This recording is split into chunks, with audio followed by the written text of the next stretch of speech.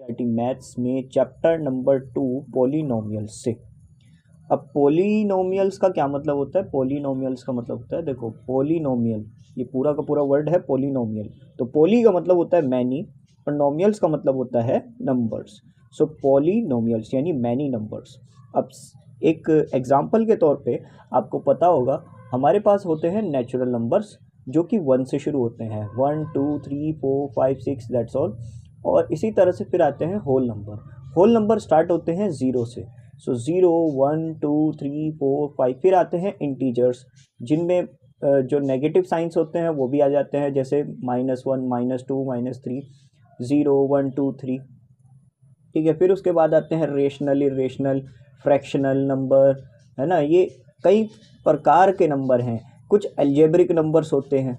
सो polynomial क्या कहता है कि मैनी नंबर्स यानी हर किस्म के अलग अलग तरह के नंबर्स एक जगह हमने डाल दिए। अब यहाँ पर मैं आपको एक इक्वेशन दे देता हूँ, x² - 3x + 4। अब आपको यहाँ पर हर तरह का नंबर नज़र आ रहा है, हर तरह का नंबर।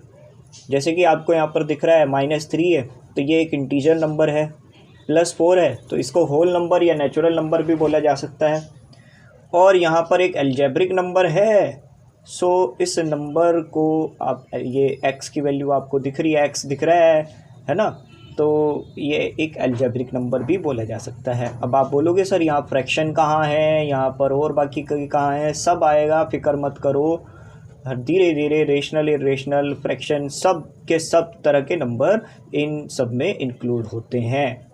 इसी के साथ ही मैं कुछ और चीज़ें भी बता दूं।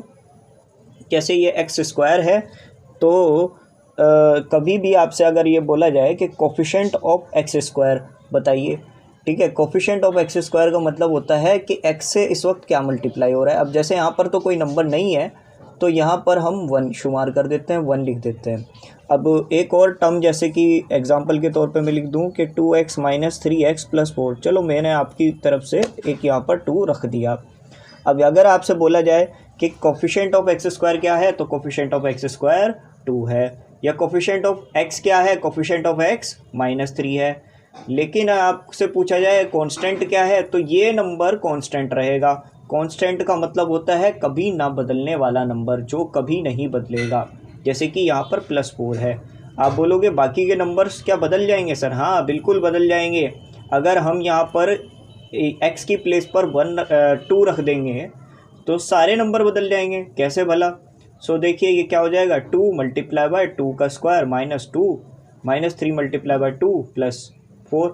अब इधर वाला नंबर पहले क्या था, खाली 2x² रखा था, लेकिन अब क्या हो गया, अब ये 2 2 4 4 2 8, अब 8 हो चुका। ये 3 2 6 6 हो चुका। लेकिन जो आपका ये 4 था ये अब तक कांस्टेंट है, ये नहीं बदलेगा, ये नहीं बदलेगा, ये अब तक 4 ही है। ठीक है, तो इसीलिए इन नंबर्स को लास्ट में ये जो जिसके पास खाली अकेला फकेला है, मतलब जिसके पास और कोई नहीं है, x नहीं है, y नहीं है, z नहीं है, किसी तरह का अलजेब्रिक नंबर नहीं है, उन नंबर्स को हम कांस्टेंट बोलते हैं।